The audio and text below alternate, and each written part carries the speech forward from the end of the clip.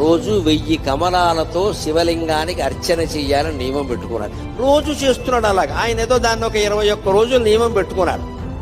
20 రోజులు సాగింది. శివుడు ఊరుకుంటాడా? విష్ణువు అయినా సరే పరీక్షే.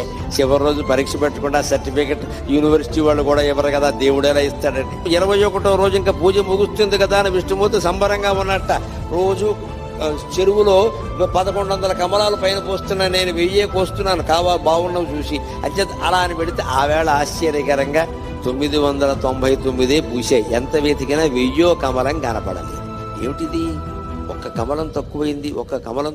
ఈ కమలం ఎక్కడి నుంచి తేవాలి అనుకుంటే ఆయనకి ఏమొచ్చిందంటే, నన్ను అందరూ కమలాక్షుడు అంటారు కదా, నా కళ్ళు కమలాలే కదా, కమలం తక్కువైతే ఏమైంది, ఇంకోటి తక్కువైనా పర్వాలేదు, నాకు 2 కళ్ళు ఉన్నాయి కదా అని ఒక కన్ను బాణంతో తీసి శివుడు పాదాల ముందు పెట్టాడమ్మా. అది విష్ణువు యొక్క భక్త కన్నప్పెంతో విష్ణువు అంది.